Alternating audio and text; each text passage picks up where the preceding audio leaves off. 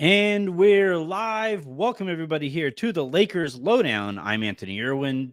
Today, we are going to be talking about the Lakers beating the snot out of the Dallas Mavericks, continuing their kind of recently and very quietly. They have been playing some great basketball. So we're going to talk about that.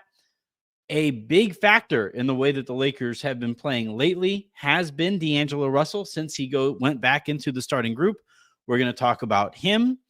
And to wrap up the show, we will be talking about the latest trade deadline intel. I have seen that my name is kind of floating around there as it pertains to one rumor in particular involving DAngelo Russell. So I feel like I should probably address that and set the record straight as best I can for that. So all of that coming here in a second.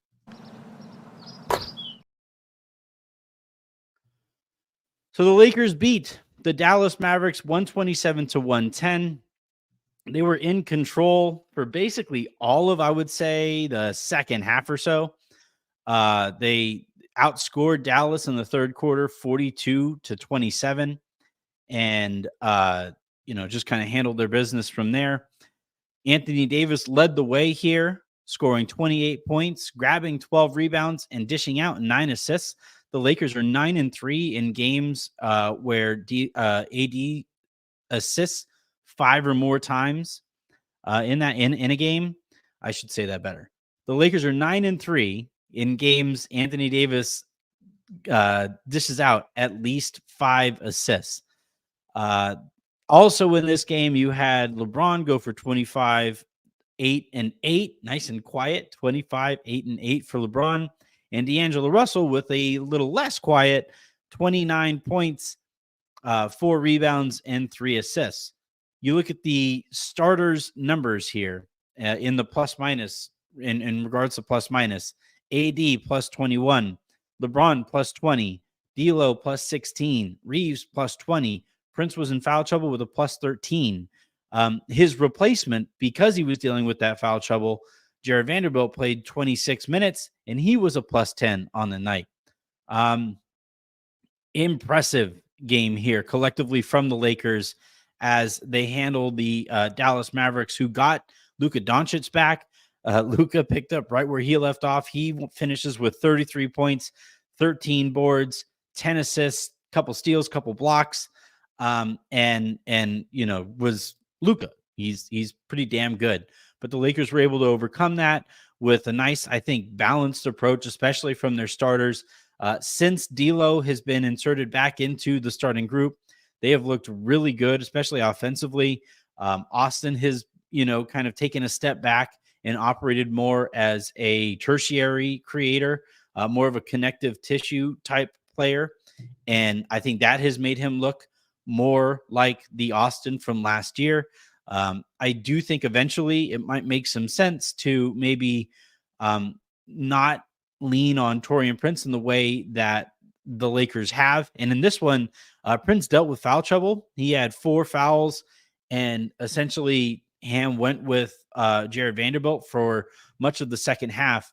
And I do kind of think I get starting Prince for the sake of spacing and for the sake of continuity, I guess, as Darvin thinks that continuity can only start at the beginning of the year and not date back to last season. But I do think, though, you look at the minutes totals here. Prince plays 21 minutes. Vanderbilt plays 26 minutes. Rui plays 22 minutes. As long as those 3 guys are in that range where they are all within 3 or 4 minutes of each other, sometimes depending on matchup, one guy gets more minutes than others. I think that makes the most sense for that collection of wings. And look, I said the other night when I talked about Cam Reddish, I don't in any way whatsoever celebrate injury. I'm not cool with that. It sucks that this guy is fighting for his NBA career and is now going to miss at least a week or 2, it sounds like, based on reports. That is brutal. That said, the Lakers' wing rotation seems to make a lot more sense when Reddish isn't taking up 20-plus minutes and starting in games. So I'm really curious what that might look like whenever Cam Reddish comes back. And I'm really curious, if Ham is able to lean on him in a more realistic way. But for right now, that collection of three wings between Prince, Vando, and Rui, and then to a lesser extent, Max Christie, who played well again in this one, like that is a group of wings that can really kind of figure some stuff out. And I thought in this one were a big part of the story here as the Lakers beat the absolute piss out of the Dallas Mavericks. Another big part of the story here before I know, look, we have a ton of people here watching, and I know you guys are here for trade stuff, but I do want to give a shout out to DeAngelo Russell, who has played absolutely out of his mind basically since the Lakers reinserted him into the starting lineup. You look at his numbers here. I think Utah was the first game. Was it Utah? I think it might have been Utah. I forget. But he goes for 39 points against Utah, has a quiet game against OKC, and then 29 points here against Dallas. His assist numbers 8, 6, and 3 over those games, respectively, as well. He's getting to the free throw line and making them. He's making a good percentage of his 3-pointers. He's very much a vibes guy. And the Lakers' vibes right now are very positive, and I think he really feeds off of that and has been a much better version of himself. I also think, again, talking about the roles that D'Lo going into the starting group kind of forces on everybody. At the beginning of the year, let's look back on it, right? The beginning of the year, Austin is coming off of the FIBA play and was not himself, shot the ball really poorly. And to make matters even worse, the Lakers wanted him to operate as more of the primary ball handler. And it wound up leading to D'Lo and Austin kind of stepping on each other's toes. That did not look good for either of those two players. Eventually, Austin gets benched, and the Lakers just kind of decided that not only were they going to bench Austin, but they weren't going to play Austin and D'Lo together at all. And I think their offensive creativity really suffered as a result of that. You look at the games basically over the last 5 here, and the Lakers scored 132 points against Toronto. They scored 127 points against Phoenix. They scored 132 points against Utah. They scored 112 points against OKC the other night. And then here in this one, they scored 127 points and took their foot off the gas there at the end of the game when they were up 20. So the offense looks a lot better. It's flowing a lot better. Those guys, Austin and D'Lo especially, they are very good friends. Like, they get along really well. I think they really pick up on each other's vibes, and they, clearly relish in the fact that they have played well since D'Lo was reinserted into the starting lineup. And I think that's a big factor for them. Now, is it a big enough factor that the Lakers would hold on to D'Lo past the trade deadline? Is there something that those two guys can do, or D'Lo especially can do, to avoid being traded? That's a very different question altogether. There are 3 weeks between now and the trade deadline. A lot has to transpire in order for that kind of scenario to play out. But, not taking trade stuff into account, we'll talk about that here later in the show.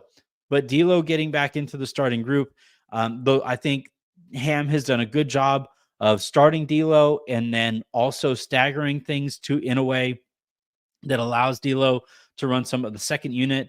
LeBron is doing a really good job running that second unit. Those LeBron, Christian Wood, Rui Hachimura, minutes, and Jared Vanderbilt gets into some of those lineups as well. Max Christie is playing really well in those second units in the second quarter. The rotation is looking to is starting to make a lot more sense, and I think you're really starting to see buy-in.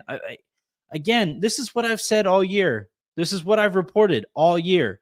Is those guys from last year's team wanted to see ample opportunity or receive ample opportunity to go on a run and build off of what they did last year.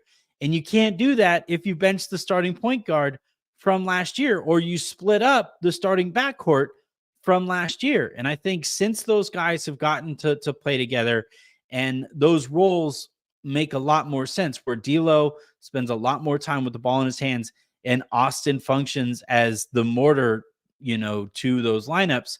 You really see like the excitement that those guys feel playing, Austin and D'Lo, and then I think LeBron and Anthony and Vando and Rui, those guys really get out there and have a pep in their step for the fact that they are playing together. And here's Mark Losper. D'Lo isn't about vibes. He needs shooters and a PNR partner. He has all of that in the current rotation. This isn't a roster issue. It's optimization. No, look. D'Lo will tell you he's a vibes guy. Like, I'm not disagreeing. There are a certain combination of players that he needs to play with out there. Don't get me wrong. Absolutely. Get him a PNR partner. Give him some space, and D'Lo's going to cook. But he also, there's few more impressive players than D'Lo with a 15-point lead. And that's the case with a lot of players. But I just think you look at him. Watch whenever a player, like when the Lakers are playing really well and a teammate does something really cool, he is like a fan out there. He wants to celebrate this team. And I think he really wants to buy into this team. And I think he really wants his team to buy into him. His son, right, for his birthday party, celebrated with the Lakers' birthday. And I think he really wants to be a big part of the Lakers building on last year's run. So, yeah, I find myself rooting for an outcome here where I want to see this group get a legitimate look before major roster decisions are made. And again, we'll talk about the rumor that is making its way around Twitter right now that I kind of mentioned in tonight's playback.tv/all access Lakers is where you could watch games with me. But I would like to see over the next at least week or two what this team is capable of. For at nothing more, they can enter some of these, because if they keep winning like this, they can enter those trade negotiations with teams and say, we don't need to make a trade. Had the Lakers kept losing, you would have gone into those trade negotiations and teams would have said, we know you got to turn these things around, and LeBron is going to start subtweeting you, and LeBron's going to start complimenting the Sam Presties of the world again, the way that he did that one All-Star break. We've seen him do that with Darvin Ham and other coaches, and the way that he compliments those other coaches. We know LeBron's going to get frustrated if the Lakers hadn't started winning.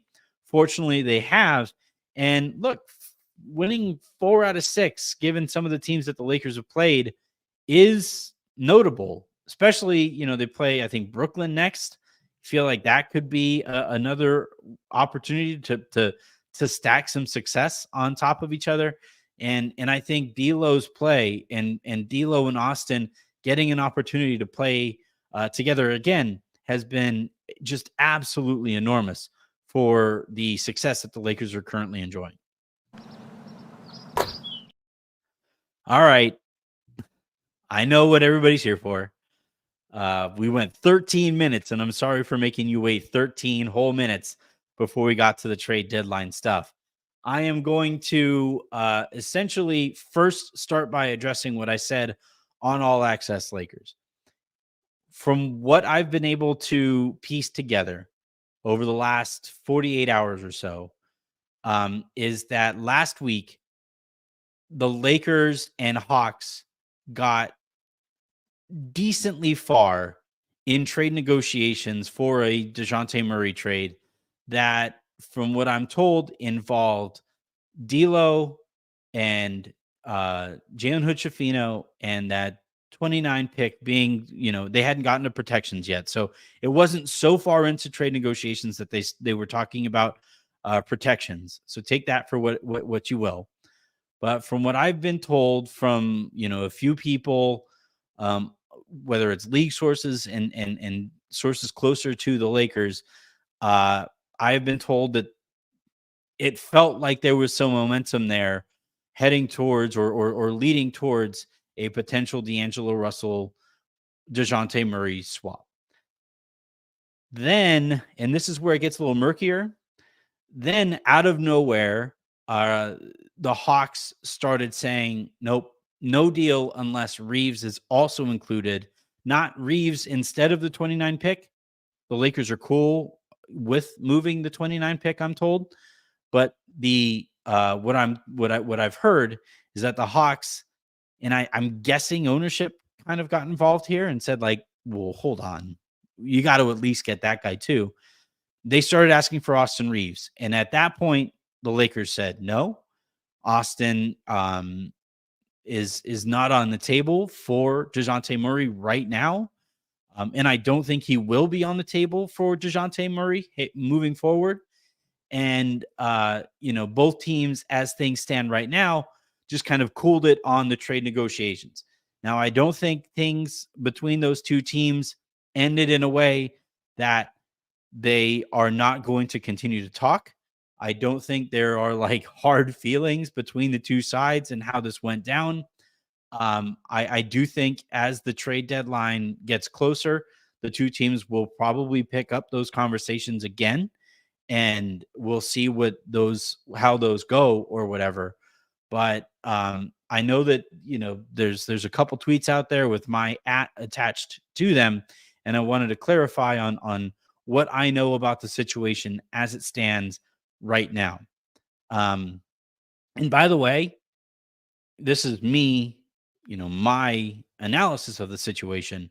I think the Lakers are right to hold off. Like, there's no reason to include Reeves in a DeJounte Murray trade on January 17th, 3 weeks basically before the trade deadline, especially given the momentum that the Lakers are currently playing with. And the longer that the Lakers play with this kind of momentum, the more negotiating power they have in that kind of a deal with Atlanta, because they don't feel like they need to make that trade. Same goes for other names that you're going to hear are the Lakers are interested in. I've been told that the Lakers have checked in on Malcolm Brogdon. I've been told that the Lakers have checked in on Terry Rozier. I've been told that and Dave McMenamin mentioned Colin Sexton and Tyus Jones as a couple other players that the Lakers have shown interest in as well. And the point of all of that is, you open up those trade negotiations, and that team, Atlanta, the more that you hear that the Lakers are talking to these other teams, and some of those assets that would be going to you for DeJounte Murray could potentially be heading elsewhere. And if Atlanta picked up a big win tonight over Orlando. Hilariously, DeJounte Murray makes the game winner in that one. But, over the next 3 weeks or so, both teams are going to kind of do the do-si-do, awkward, like ass out dance that you see in 8th grade. And we'll see where those trade talks wind up. But as it stands right now, I want it to be absolutely clear that, those talks between the Lakers and Hawks, they progressed beyond initial negotiations, right? They extended beyond, they got to the point of mentioning names, and still didn't get to the point where like protections were involved. And so that kind of spells out, like, there were some people who thought that a deal was maybe close, but if you weren't talking about protections, as I've heard that they hadn't gotten to quite yet, I don't think those trade talks were like that close. And we'll see. We've seen the impact that trade rumors have had on D'Lo in the past. Like when Zach LaVine came up before. My hope here is that, and D'Lo's name is going to come up a bunch. He's aware of that. The Lakers are aware of that. Some of this is beyond their control, how often D'Lo's name comes up. But I do hope that D'Lo handles that better than he did the first time around when Zach LaVine's name started coming up, and the Lakers and he are able to be as productive together as they have been lately. If you have any questions, let me know, and I'll try to clarify. But that is where things stand between the Lakers and Hawks right now. Interesting day around the league, right? As Pascal Siakam gets traded from Indiana, or from Toronto to Indiana. The Pacers reportedly are sending Bruce Brown, Jordan Nwora, and 3 first-round picks to Toronto. From what I have seen, the Raptors fans that I have seen react to this and the people covering the Raptors in their reactions to this feel like Masai overplayed his hand and maybe didn't get as much for Siakam as, say, he could have last year. What complicates this, right, is that Siakam is due for a contract extension or being re-signed in the summer. And so those are all factors to take into account. The reason that I talk about all of this is last week, for those of you who listen on a regular basis, last week I talked to Aaron about what I believe some in the Lakers organization would have their, a scenario that they have their eye on, that being that the Lakers somehow find a way to hold on to the 2029 first rounder and are able to then move 3 first rounders on draft night this upcoming off season. Pascal Siakam just goes for 3 first-round picks. I don't think any of those picks are anywhere near as valuable as even one of the post-LeBron first-rounders that the Lakers could potentially be moving here. And so if you're the Lakers and you look at that return for Indiana and the opportunity to go and trade for Pascal Siakam potentially, the Lakers, I think, internally are talking about, hey, can we raise our floor with some trades on the margins that involve second rounders, that involve maybe Jalen Hood-Schifino, and say like Gabe Vincent's contract or even DAngelo Russell's contract, and can we raise our floor by bringing in maybe a Malcolm Brogdon or a Gary Trent Jr. or I guess to a lesser extent Terry Rozier or players like that, right? Tyus Jones is a great example as well. Colin Sexton, again, is somebody that Dave McMenamin mentioned. Can you maybe hold on to that 29 pick and then make a bigger swing this next offseason and, convince LeBron to hang tight and stick around to see what it looks like when you have LeBron, AD, and whoever that third star would be. I know in the comments here, I saw, Stone Cold Reeves Austin, any Kuz reunion rumors. The Lakers would love to bring Kuz back in. I know Kuz would love to be a Laker again. So those are all, potential moves that the Lakers could make with that 29 pick if they're able to hold on to it.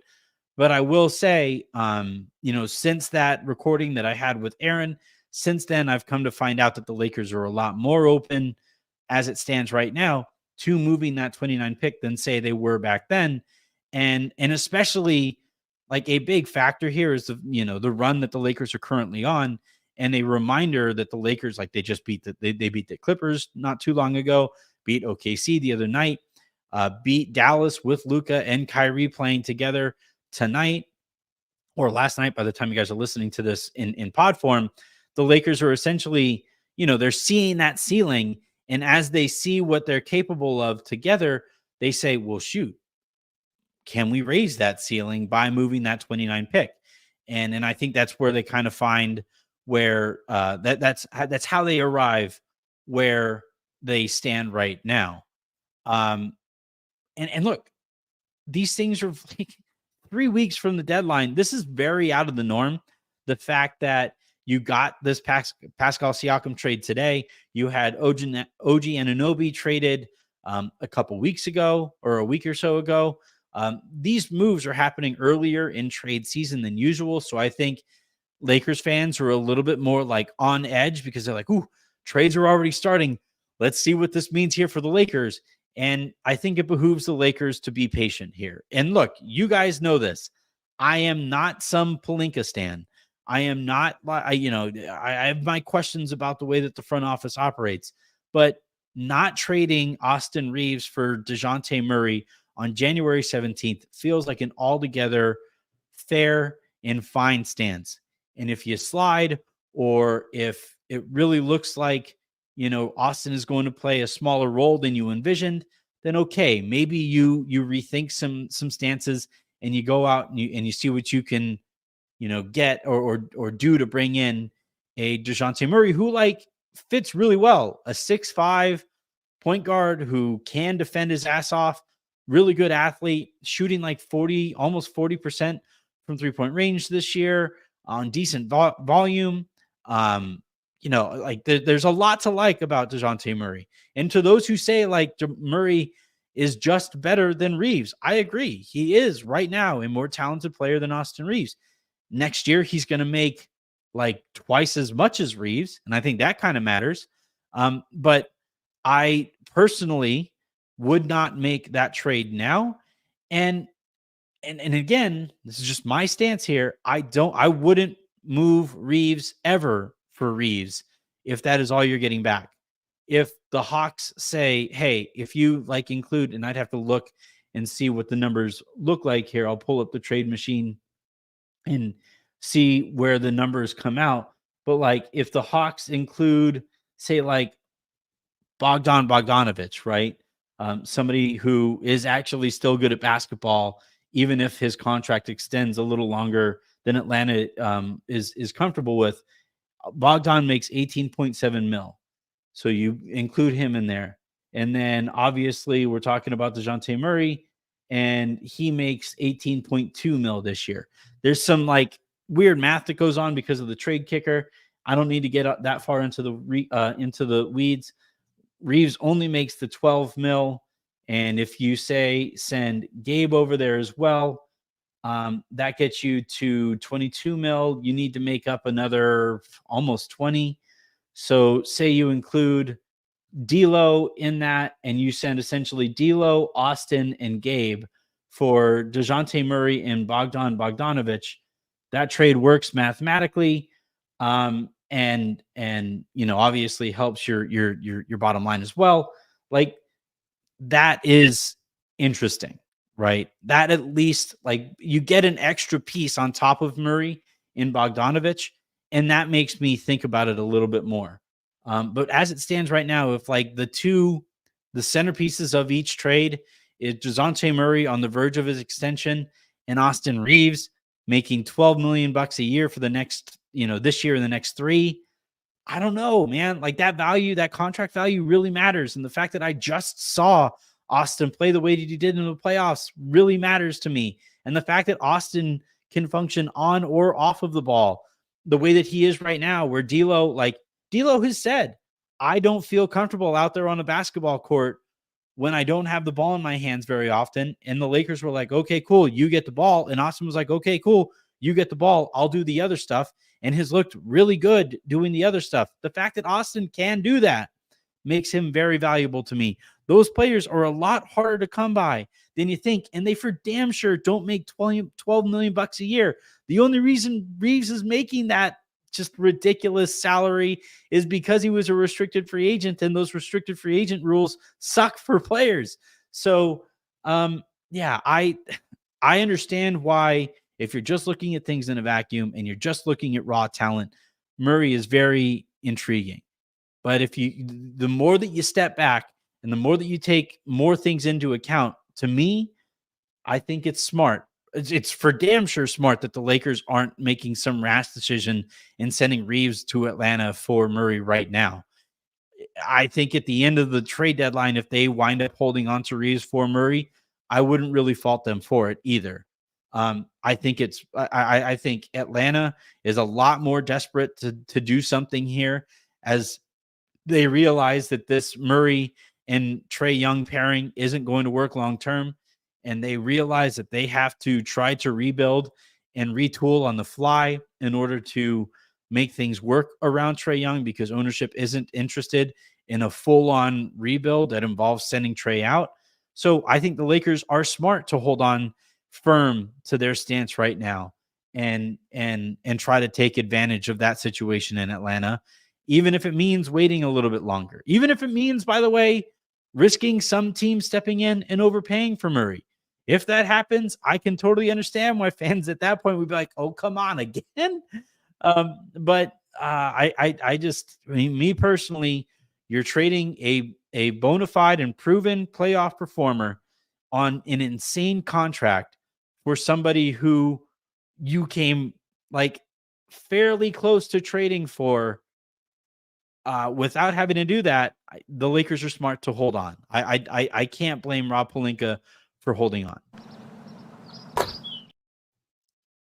A final factor in the Reeves thing that you're going to start hearing about as well is I am told that ownership, and Jeannie Buss here is very, very, very fond of keeping Reeves and having one homegrown playoff performer.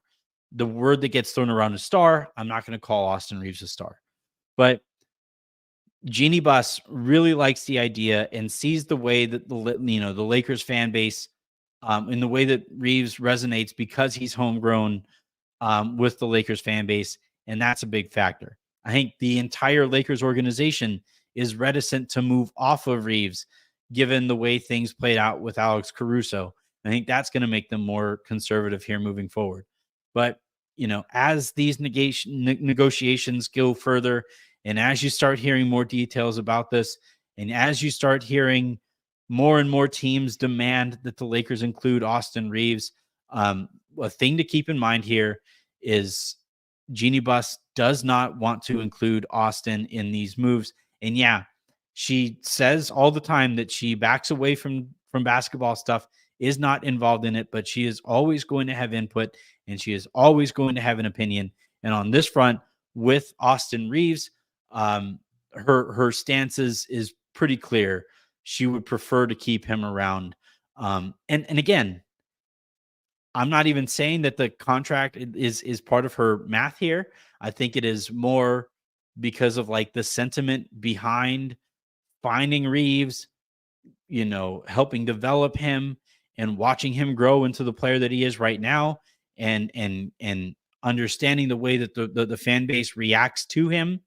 I'm not saying that all of the reasons are the best reasons, but regardless, I think she's right to basically, for my own reasons, that contract is incredible.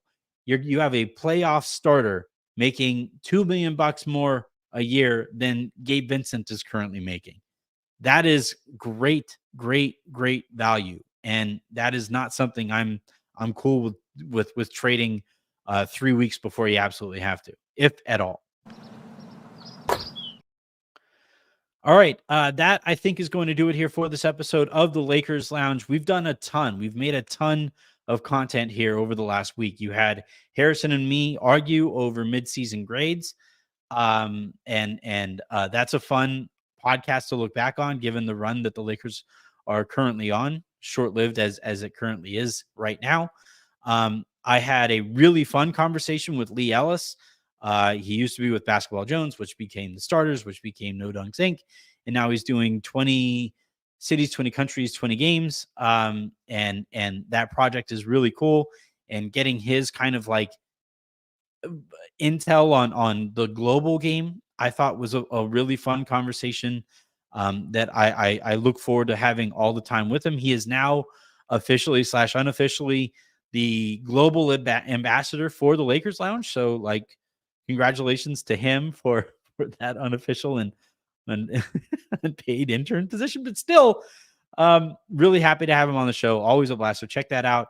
And then, a little bit later today, by the time you guys are listening to this in podcast form, Aaron and I will be here to talk about all of the trade deadline stuff and where the Lakers kind of go from here as the team starts to make a lot more sense, given some of the availability for some of the guys. So until tomorrow and until the next time you guys hear from me, I'm Anthony Irwin saying have a great rest of your day.